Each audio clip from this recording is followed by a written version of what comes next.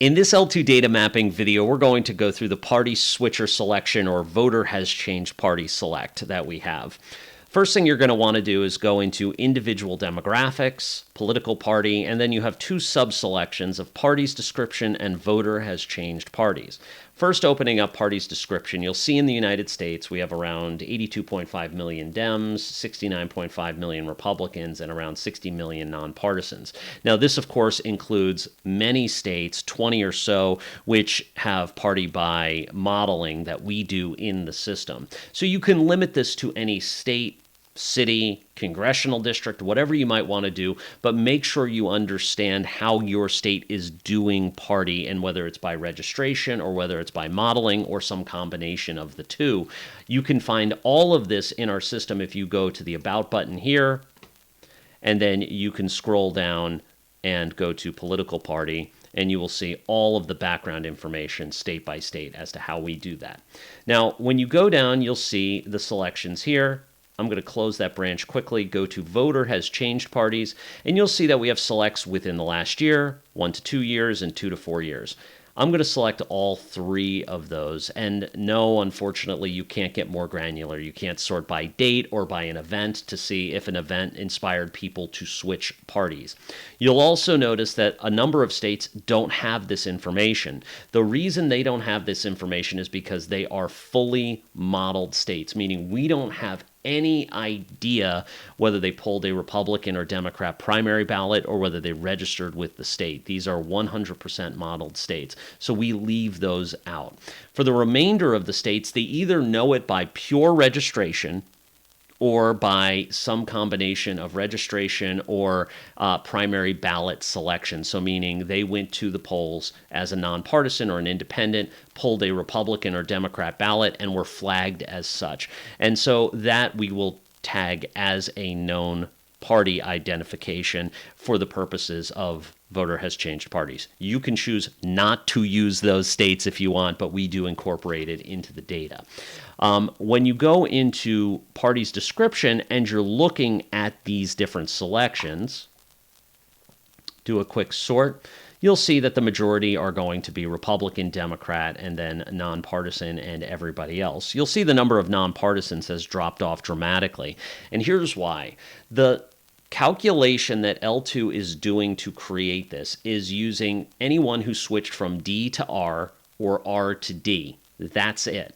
The reason there are others are if somebody went from, say, R to D in 2022, went part of this calculation, and then they decided to drop that affiliation sometime after that. Then they became nonpartisan and are currently nonpartisan or currently American independent or libertarian, etc.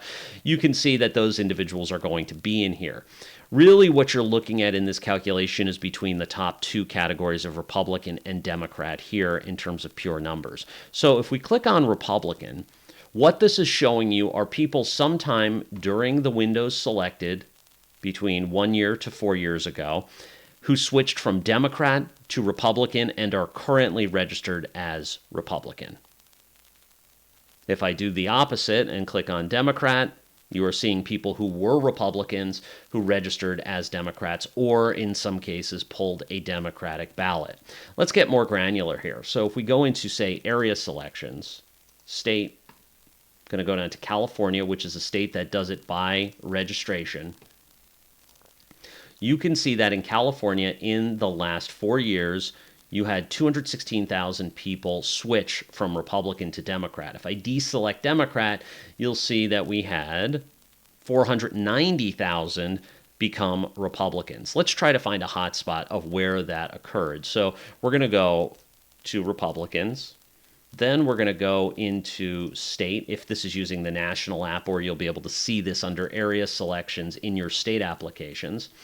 And what you'll see is a count where you have the raw number of people by county who did it. Los Angeles, Orange, San Diego, looking at some of the larger counties. Not a surprise here. But if we go to percentage of results, you could see as a percentage of total voters, the biggest number of Democrat to Republican switchers was Imperial County, followed by San Benito and Stanislaus. So I'm going to click on Imperial. and we're going to drill down even further. Again, we're taking a look at seeing where Democrats switch to being Republicans. So now under Imperial County, what you can then do is you can get even more granular and look by precinct, or you can go to municipalities or zip codes or however you want to define it. You can also go in and look at other demographics of these switchers. So you could go in and go to age, and you can go to age range, and you could see that most of these switchers, you can see if that there is a common demographic thread here. I'm just going to actually remove percent of totals, and you could see not really. I mean, there's some around 19% or so were, if I combine 18 to 29-year-olds, and then it looks like 12% were 65 and over. So there's some younger people in there. You can do that calculation. You can look at broad ethnic groupings, and you can break it down. You can see that 82.5% in this area were Hispanic and Portuguese who did make that switch. So you can, again, get more granular, and then you can look at it comparing it to the overall population of these different areas. This is a heavily Hispanic area, so you're going to see a larger number of those individuals. So that's how you can do analysis with this and make those selections.